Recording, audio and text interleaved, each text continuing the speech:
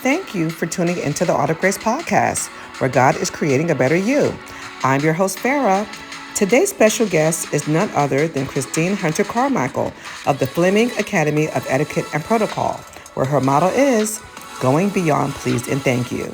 You're watching part 1. Listen in as Christine shares about the art of etiquette.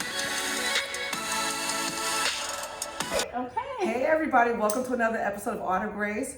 Listen, I am so excited. It's your number one Grace girl coming to you from Richmond, Virginia. I'm so excited. So excited. I am excited because this is like another one of my impromptu recordings because I have been wanting to interview Christine Carmichael for so long. And I said, I had on my little bucket list of coming to Richmond that I had a few people I wanted to interview, but she was one of my top ones. And so on the way here, I said to my friend who I was driving down with, I'm gonna bring some podcast equipment with me and I'm gonna find her. Wow. I don't care if I have to drive to where she's at, which I did. Yes. And we'll get into where we're at and how beautiful it is in this little city right here.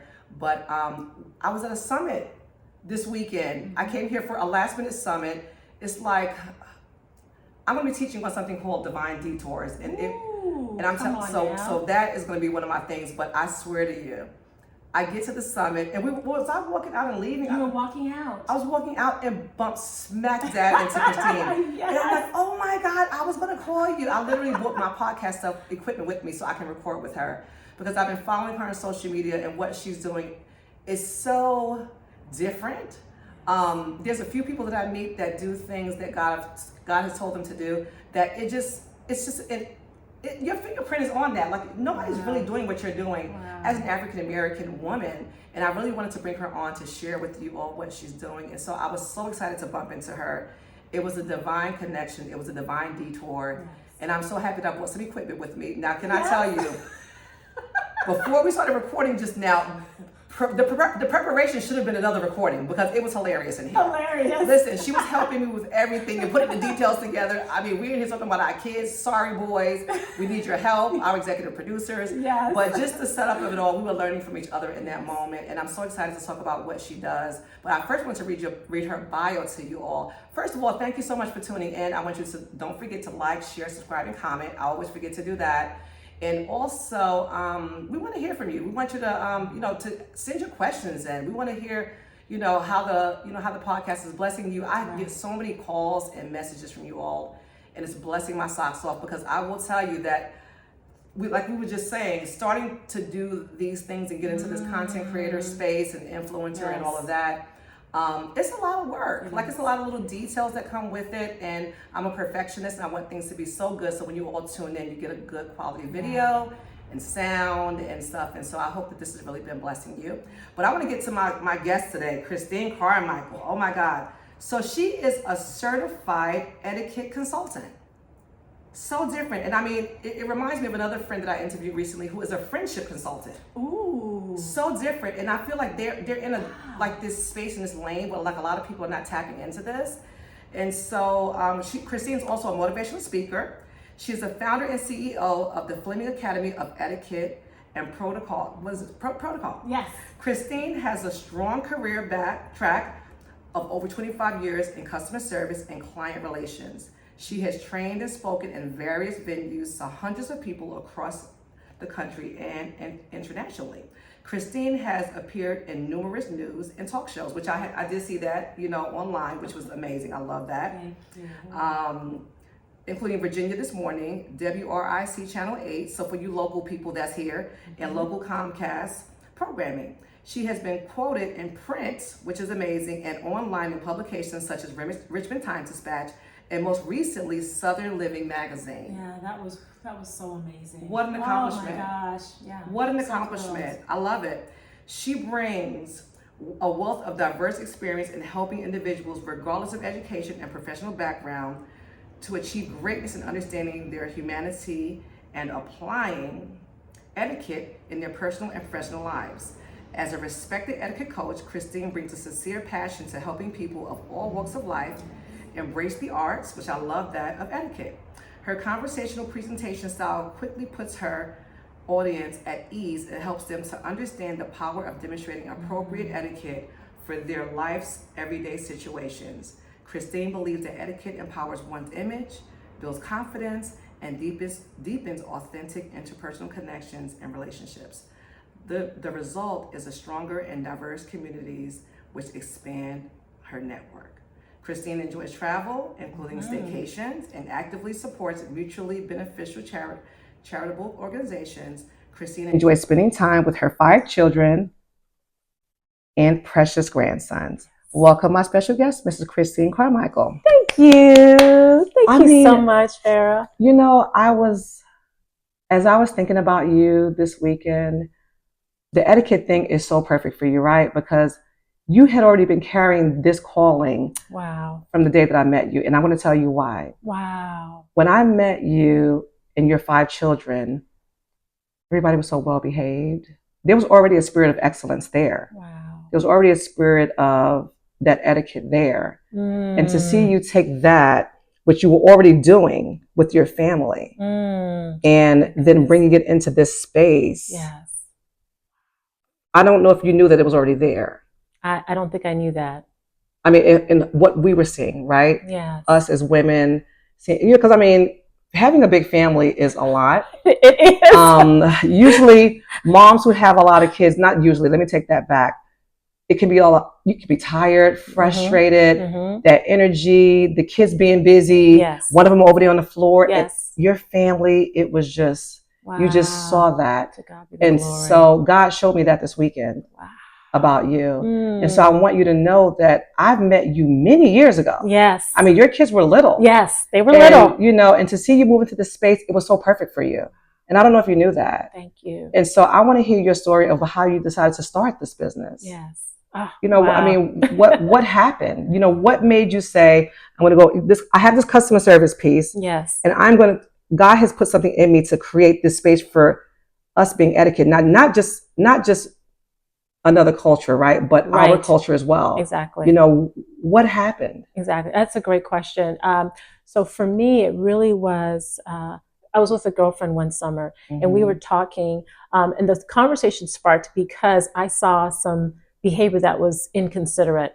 Initially, it started off with me seeing a young man and a group of his friends, and they were in the vicinity of an older lady carrying her groceries. Wow. And they were really close by, and she was struggling. And I could see it because I always make it, I try to be more self-aware just of where I am. And I saw her, but she was not close enough where I could help her. Yeah. And she was struggling with her groceries, and here these young men were. I saw that they saw her because one of them looked, but they disregarded her. They didn't even think twice about helping her. Wow. So that was one instance. The second instance, very soon after that, where another young man is walking into a gas station and he rushes in front of an older gentleman who is visually, I could see that he has an impediment. Did he open the door for him? Did he hold the door open for him? He did not. Wow. So not only did he not do that, but he went in front of him. And I was talking to my girlfriend, Sherry, about it. And we both were just talking about how our young people need a little bit more support. And so it was out of that. And I think she was kind of like, you know what, they need some etiquette. And I said, yes, they need some etiquette. Wow. And so it was birthed out of that. It was birthed out of me seeing other people's pain and a lack of respect and courtesy and saying, my goodness, there's got to be something more. So that's what brought this about. And I think that was the Holy Spirit, because I from what you're doing, I saw you doing it with your children.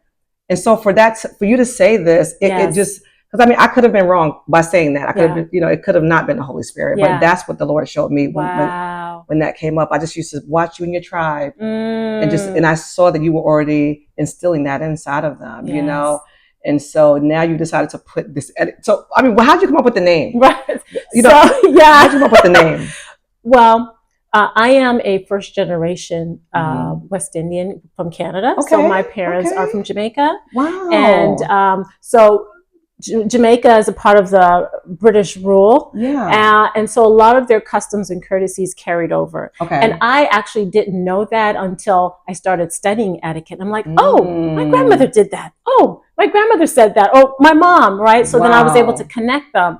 But I never met my great-grandfather, but my mom shares stories of my great-grandfather, and his name is Flemming. Oh. His name is Flemming. And what was so touching for me was the fact that my great grandfather, every night there was dedicated to something specific. So one night he taught them about economics. Another night, my mom said there was jokes. Another night there was life skills. And I was like, oh my gosh, it's so, isn't that incredible? And she shared this with you. So my mom shared this with me. So these pieces of history, did it come after you decided to do the etiquette?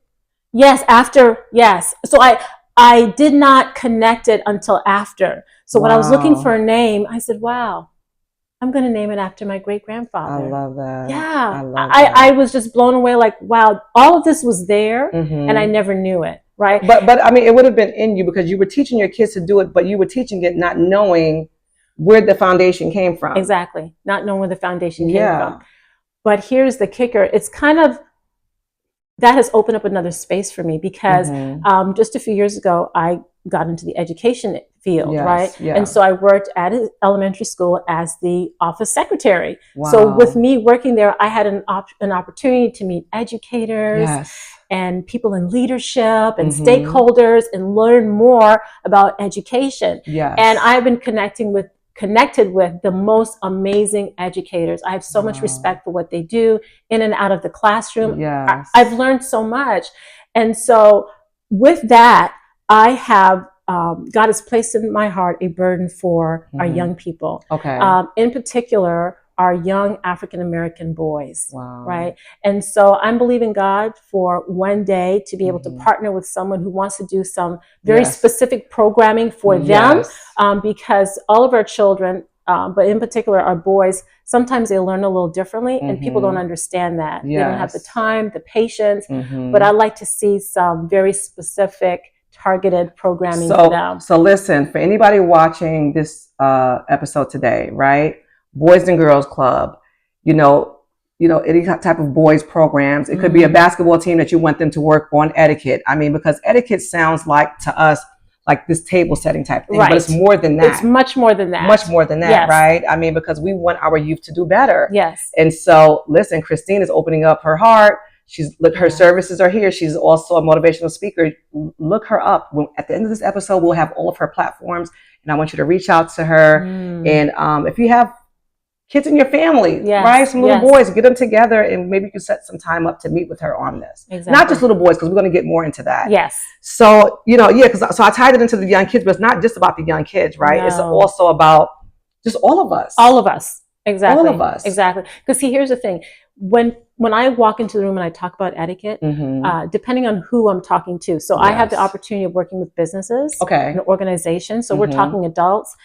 So people are typically uptight. And I tell them, relax. This is a classroom setting. We're here to learn together. I'm not here to judge you. I'm here to support you and help you. Yes. But what I hope to leave with them is the fact that etiquette is about respect. Yes. It's about respect and consideration for yourself first, and then for others. So when I respect myself, I show up differently. Yeah. I show up differently. Oh, yes. And so it's just kind of getting people to think a little bit differently about etiquette. Yes, it does include dining etiquette and social etiquette, and because there's a way to do things. Yes. And I always refer back to one of my favorite speakers of all time, the late, great Dr. Miles Monroe. Oh my goodness. Who I listen to quite often. I mean, this man has mentored me from the grave, okay? Yes. And one of the things that he said that I say in every setting that I can is that he says, where purpose is not known, abuse is inevitable. So if there is abuse, you can also call that misuse. Yes. And so what I share with folks, especially my young adults and my teenagers, that there is a purpose to everything. Yes. And if you don't know how to use it, then you are misusing it. Wow. Right? And so that's what we're doing here today. We're learning about place setting. We're learning how to properly use everything that's here. Yes. It's not just for some people. Yes. It's for all of us. Absolutely. And the fact that they need to know that they belong. Yeah. And that's one of the things that's really near and dear to my heart, because oftentimes people feel ostracized or they're rejected because of where they came from, the color of their skin, their gender, the sexual orientation. We're all God's children. That's right. And the one thing that connects all of us is our humanity. So we're going to focus on our humanity, right? And if we can do that, then we all belong. We belong in the room. Absolutely. And so my goal is to prepare you so that when you walk in the room, yes, honey, you are confident. And confident and comfortable. Yes. And so many of us, and we were just talking about this before we started recording, is about the whole elevator pitch stuff and just going into a room and introducing yourself to somebody. Yes. And not being afraid to do that. And what do you say? And I'm sure that, I'm sure that with the table settings and everything, this goes back so far to what our ancestors had to deal with, right? Not eating, not feeling like they can come to the table. Right. And so what did you start with? What did you start with when you decided to start this company? Was it just place settings? Because you do a lot of reels, and little videos, and little quick little, things to go on there and just let us know, about etiquette. But where did you start at? So I started with the dining etiquette. Okay. There were other areas that I was more interested in, but that's what people wanted. Okay. So one of the things I've learned, it's at the end of the day, it's not about me. It's about what everyone else wants. It's about what you want. It's about my targeted audience. Yes. And how can I show up and give you value? Exactly. You don't want to know about me per se. I know there's like all this get ready with me and I get that part, but people want to know, how can you benefit me? What value can I get from my life? Yes. And so I saw that it was dining etiquette. So that's where we started. We started with the dining etiquette. Yes. But there's so much more that I mentioned, like the business etiquette, the social etiquette. And I'm excited because we're getting into the space now of more of a emotional intelligence with professional development. And I really love that because in my own personal journey, I'm becoming more self-aware. Yes. And that's important because you can think you're one way, but there's more to it, right? And so other people experience me and I may not recognize that. Oh, wow. So you need to know. Yes. You need to know. And it can be painful. Yes. Listen, it can be painful so I'm sure to you hear. get a lot of feedback. And so, yes. Okay, so with the etiquette, courses that you're doing, because a lot of people don't eat together. So Right. that's another thing. Yes. Because I'm thinking about how many times I come home and I go sit in a totally different area than my kitchen island or my kitchen, my dining room table, and the conversation. Yes. And my husband's gonna probably get upset that I say this, but I remember saying to him, if we go to dinner with my staff and my doctors, you are over there just eating. You are literally not connecting with anyone. And it goes back to that etiquette thing and what we were doing at home. We're just mimicking what we're doing at home, right? We're just mimicking that we're coming home, we're tired, we just pick up our plates, microwave, and just go sit wherever. Oh, you go sit over there and I go sit over here. And so every month, I have a set of friends, we get together to play cards and we rotate houses. I love it. And when I go to, last month, I was hosting, I think the month of June, and I was doing the place settings and I had no idea where to put anything. I said, well, I'm going to just make it look pretty and stick the forks in the napkins over here. And I know this is so beautiful, but I thought about you in that moment. And I was like, oh my gosh, I need to learn some etiquette. Oh, we're at the right place. Yes. And so what does that look like? I mean, not just a table setting, but just your sitting, your conversations, because I think that we've made so much of our getting together about food. Yes. And I have a friend of mine who is, hello, Sheila, a really good friend of mine. She's, doing some amazing things called Fit for the Masters. She's she's into health and etiquette, I love it. Health and everything. Oh, yes. And she told me, she was like, when we go to dinners with our families, it's not just about the food. It's not just about the food. It's a big part of it, though. It's a big part of it, but it's the company and, exactly. And just enjoying that time and that space together. That's right. So is that something that you talk about? It is. And so when I start my presentation on the dining etiquette piece, I have this one slide that I love, and it says, food is good, right? And everybody agrees with me. Yes, food is good. And then I go on to say, food is good. Food is better, sometimes better with other people, and everyone agrees. Yes. And I tell them a story of how I'm thankful that I can enjoy this time now of eating food by myself, because there was a time where I had all the children around me and I felt like I was a referee because it was fights and everything going on. Like, Mom, she took this from me and you told me I can have this chicken wing, and like this whole back and forth.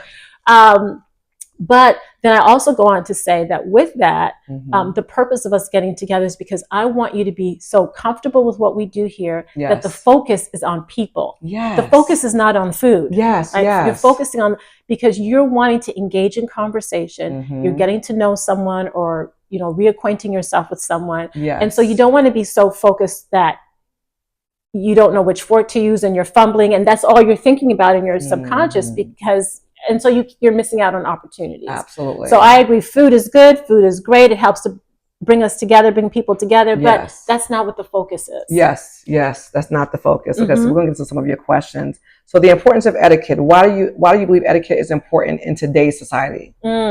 So etiquette is important because, unfortunately, the culture that we live in, there's a lot of disrespect. Okay. And we can look around us today, even in our current political state, there's a lot of...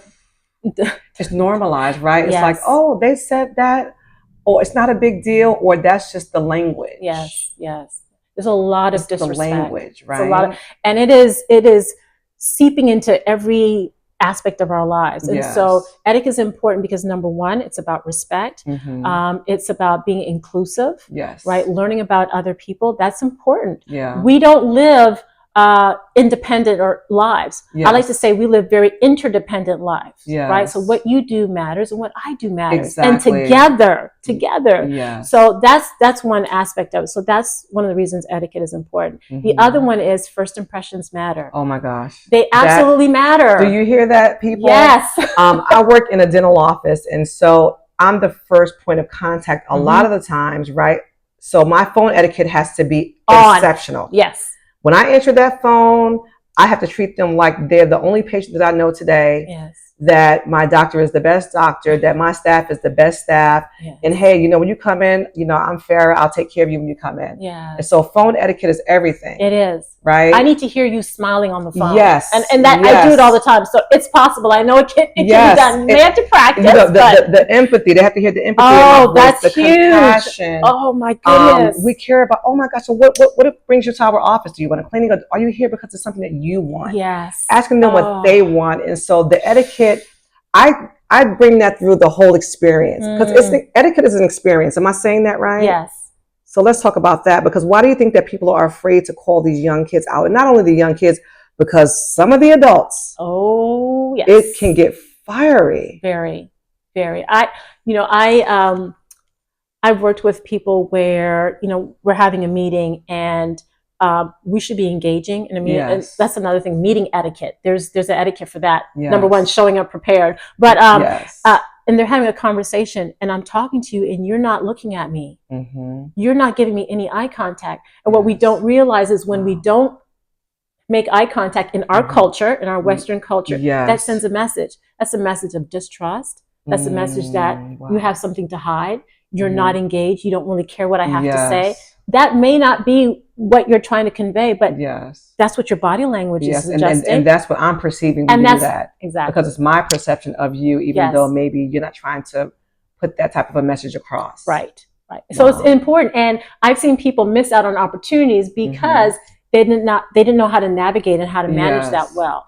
So it's really important for us to learn that. So yes, etiquette is important. There is an etiquette to almost everything. There's an etiquette, a ministerial etiquette. There's an etiquette that police officers abide by. There's an etiquette in the courtroom. There's an etiquette to everything. Everywhere. Right? We don't realize that, but we don't. And you are so right that. It's a way to do things. That's incredible. Yeah, it's a way to do things. I love the way you're saying that, because we have just totally messed this up. Yeah.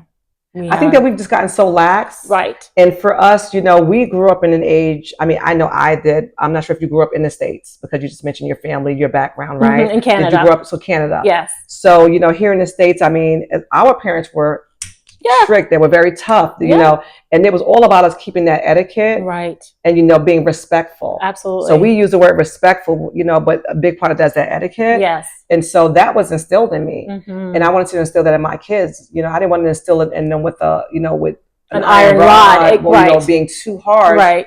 But if anybody told me that they saw my kid doing anything, I would probably lose it. And, they know to be respectful to adults. Yeah. And vice versa, for me to be respectful to them. Talk about that. Because even my children, I have to respect them as adult children now. Yes. Ooh, that's huge right there. Yes. We can't say what we used to say. We've got to remember that they're adults, even if they don't always make the right decision or adult decisions that we would consider, but they're still adults. So I've had to learn that. We just can't address them the same way. So now, I have one of my daughters, I have to say to her, well, honey, have you thought about, right? Because I can't say it any other way, or else she's going to think I'm trying to control her. Yes. Right? It comes across as control, for sure. Absolutely. I can't do that. I have to suggest, well, have you thought about so-and-so? And then I have to sit back and wait, right? This is so good. good. Okay, so let's speak to parenthood. How can we as parents to adult children or even younger children use etiquette and respect to our children? Well, I think number one is modeling it. Okay. Yes. So there's a saying, actions speak louder than words. And so beating them over the head might have worked for our generation, but it doesn't work for this generation. No, it doesn't work not. very well. So I think we have to model that. If that means you sign up for one of my classes to learn a little bit more, then you can do that, right? Yes. And there's lots of information out there anyways, but I think learning it for ourselves, becoming self-aware and modeling the behavior. Yes. With that, saying sorry, I'm sorry. I've had to say that to my adult children. I didn't know. I did the best I could with the information I had. I didn't know. And I'm sorry. I'm sorry that my action affected you that way, right? Because their perception and their purview is different from mine. Absolutely. And so I think that's really important. And then just getting them in the spaces where they can learn that. I have parents who actually sign up their children, not because they don't teach them etiquette, but they're like, she doesn't listen to me. I've been telling her the same thing, but bringing them to your class or, to your events, now they're hearing it from you. It sounds a little different. Exactly.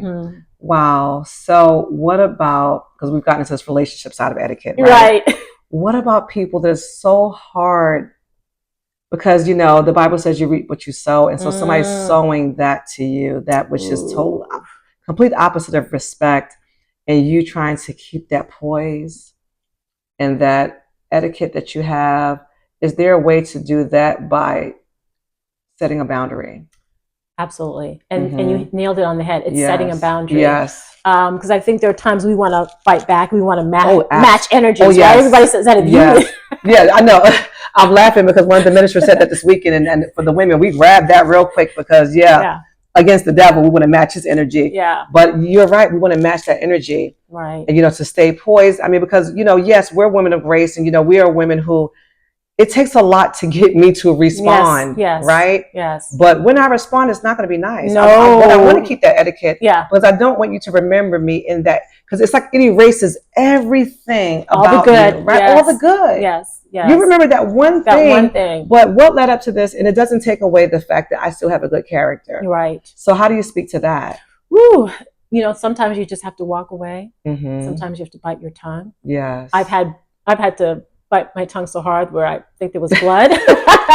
So I think, and just, I definitely walking away and coming back and just saying, we're going to table this and I'm going to come back. The other thing that I do is, I need to educate you on this. And I feel like when I'm educating you on this, it comes off a little different. Some people might feel like, oh, you're trying to talk down to me. No, that's not the case at all. I'm educating you because if I don't educate you, it's going to continue to happen over and over again. So definitely that, but then setting those boundaries are important for us. People keep doing the same thing. It's not going to change. It's not going to change. There is a amazing counselor, Pastor Paul Morgan, in the city. He's incredible. I've had an opportunity to be in some sessions with him. And one of the things that he talks about is the levels of change, right? Not thinking about change. So his thing is, his premise is... it's so hard for us as adults to change. Well, see, his premise is this, that you can locate where someone is. And once you locate where they are in the levels of change, then it takes the pressure off of you. So you and I are friends, and you've brought something to my attention, right? But I'm not changing. I'm not changing because either I'm not thinking about it, I've dismissed what you had to say, or maybe I'm thinking about it but not ready to make the change. Now you see that. So you don't have to keep beating yourself up about it. You've located where I am. So now you can make an adjustment. It's not about me adjusting anymore. It's about you making an adjustment because I've shown you who I am. It sounds like people's different growth levels, right? Like you may learn something and I don't learn it quick enough, or you've grasped this revelation and I don't get it yet. And so it does take the pressure off. It takes the pressure off. It's like performance, right? Because I know who my God is and I know what his word says, then I can rest in that and it takes the pressure off of me. Absolutely. We talk about matching energies, and a lot of times we as women of faith, Mm-hmm. we try to get into a wrestling match with the enemy. Yes, we do. We can't do that. Yeah. We've forgotten that he's been around for ages. We can't do a wrestling match with him. Yeah. But what we can do is use that word. Yes. Because there's power in the word. Absolutely. I can't beat him up. I can't see him. Yes. But I can use that word. I can do what Jesus did. Yes. When the enemy came to him, he said, this is what the word says, man shall not live by bread alone. Yes. He didn't freak out. He didn't lose it. He gave him the word. Yes. And so we need to get back to that word Yes. and use that word. Because I'm so guilty of wanting to be a fixer, and actually a really good friend of mine today, she literally prayed for me today regarding that. Because I have been transitioning through all of these different friendships and relationships and just work relationships and, personal relationships, family. And it's that need to want to help someone or to serve and but you know what? It's time for you to take care of yourself, right? And then you can see what your purpose is, and you just have more clarity. Mm-hmm. Mm-hmm. And I was thinking about this a second ago. So the etiquette piece, how do you make this parallel with the word? Is there like a scripture, or is there something within your business that you said, okay, this matches the scripture? You know what? There is, and I can't think of it right now. Okay. I'm going to have to let you know. Okay. But definitely there's a scripture. So we're going to post that. And I just thought about that. Yes. She was talking about the scripture with Jesus and, the enemy trying to come at him and, taunt him and, try to get him to take this food. And he's like, no. Yes. It's the word or nothing. It's the word or nothing. Yes. Oh my gosh. That's so good. Oh my goodness. That is so good. But I'll tell you what. Yes. A lot of it, of what I teach, is spiritual truths, right? Okay. So people don't realize that that's what they're getting. And that's what I love. Because it is rooted in the word. There are spiritual truths or universal laws. People get offended by that because they think, oh, that's so new age. Yes. But universal meaning it works for everyone. There is not a gravity for Christians and a gravity for Muslims and a gravity for Buddhists. There's just gravity. It's just gravity. It's a universal law. Yes. Right? And so it's the same with the things that we believe. It's going to work for you regardless. Yes. It's not just for one group of people. Yes. So it's taking off, it's taking that thing off, or that stigma off. Okay, this is just for Christians, or this is just for you. Right. This is a law. And I love Dr. Miles-Monroe because he ministers on so many amazing things. Oh my goodness. And as you're saying it, a lot of it has to do with etiquette. Yeah. A lot of it, and I love that his word is still out. Thank you to his family, honestly, because that you all didn't say we don't want our Father's voice to be out here in the earth, but that his voice is still speaking to the kingdom.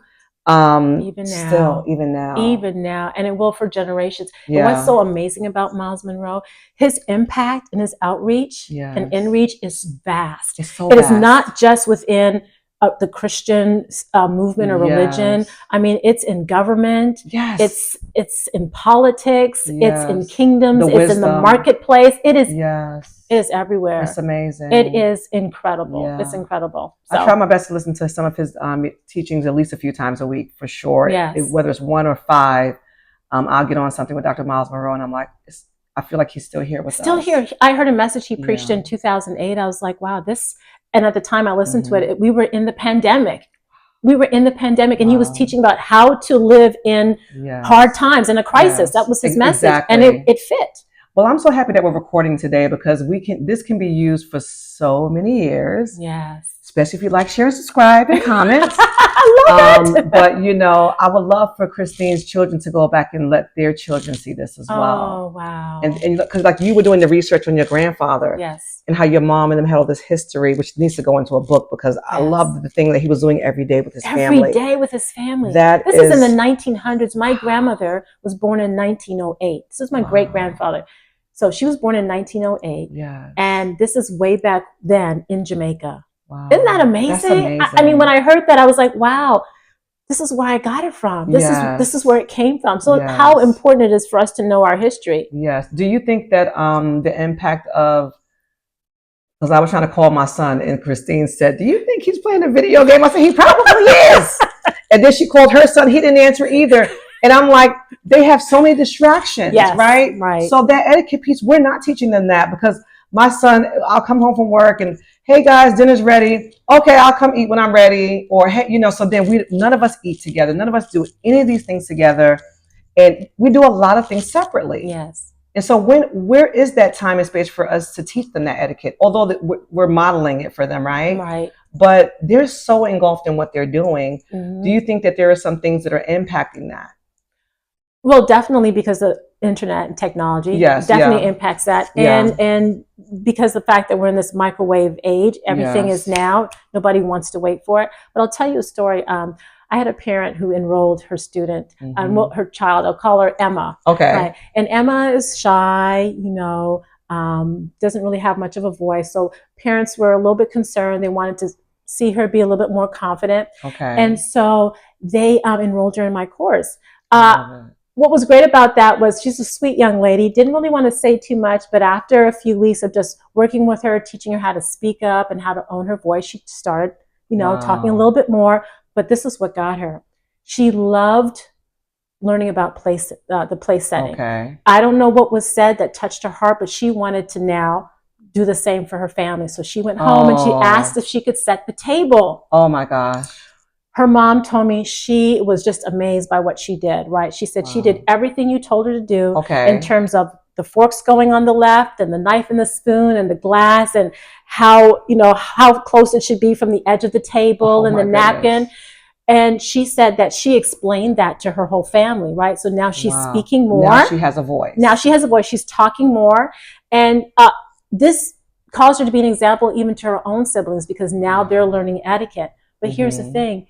It seeped over into another area of her life. So now that she was owning her voice, she began to speak more, talk more to other people because she was getting that confidence. So I had a chance to see this transformation of this sweet young girl into someone who was more comfortable and confident with herself. Yes. So yes,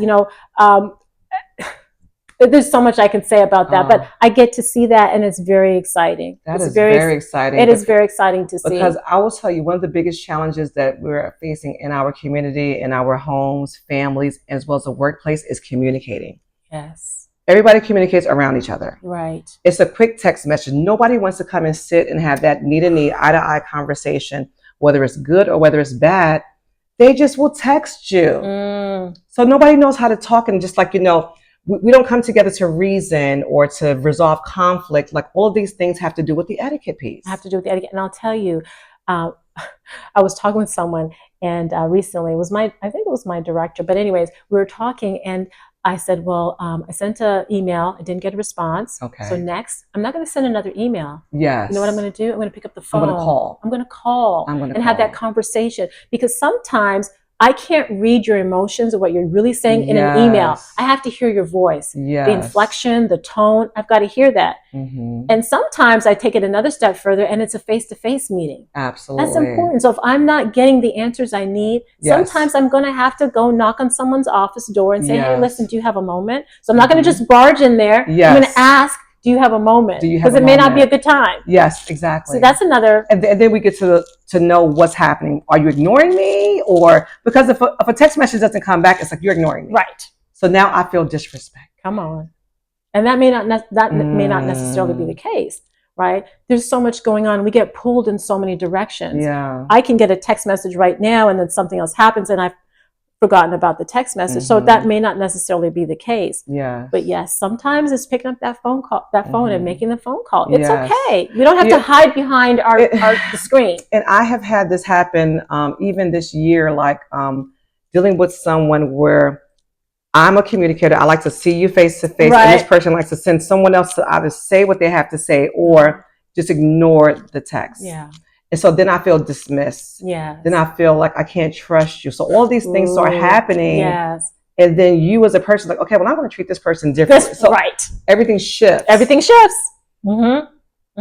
And so it all has to do with the etiquette. It all has to do with the etiquette. So if we make it a practice, and listen, we're not perfect. We'll miss it. Yes. I've missed it plenty of times. Yes. But one thing I've learned, especially working at the Jefferson Hotel, one of my favorite places. Oh my God. One of my favorite places. That place is incredible. I went there many years ago with a dental office here that I work with for Christmas dinner, which is gorgeous for Christmas. It's beautiful. And it takes your breath away. It does. Yeah. It takes your breath away. Yeah, the floral designer just goes bananas. Just crazy. But one of the things I learned my tenure there was, of course, paying attention to detail, but also that when we miss it, when we get it wrong, we want to make it right. Yes. And I love that. That's something I learned from them because we don't always get it right, but be willing to make a difference.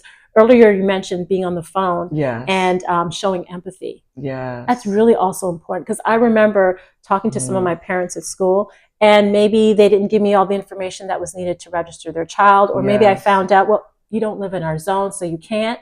I can't have an attitude when I'm giving bad information, bad news. I've got to show that I'm concerned about you. I'm so and concerned. and I'm so sorry this didn't work out, but let me give you the phone number to this other school. What can I do to assist you? What can I do to assist you? Not, well, oh, well, too bad. And then the phone call is over and done with. No, not at all. You've got to show some empathy. And when people feel like you truly care about them, like Maya Angelou said, right? People don't really want to know. They can listen to what you say, but they're not going to really care until they know how much you care. Exactly. So when people know that you care, it's a little bit different. They can swallow it a little bit different. Absolutely. Right. So I just, when you said that, it made me think of that. Yeah, because I mean, in the workplace, I mean, I do deal with that a lot because I'm dealing with the public and I'm dealing with people who may be in pain. They just may be, you know, embarrassed. So many different things when it comes to your mouth and stuff. And I get it. And so I treat everyone the same. Yes, so just because the etiquette piece is not, you know, it's like, okay, it's just for the rich person. No, it's for everyone. Because we're in the business of people. Exactly. Oh, yes. Please tune in to part 2. Thank you so much for watching today's episode. Please do not forget to like, share, subscribe, and comment. Did you enjoy Christine Hunter-Carmichael of the Flemming Academy of Etiquette and Protocol? You have to tune into part 2, as Christine will be sharing a giveaway to a few of our amazing listeners. Until next time.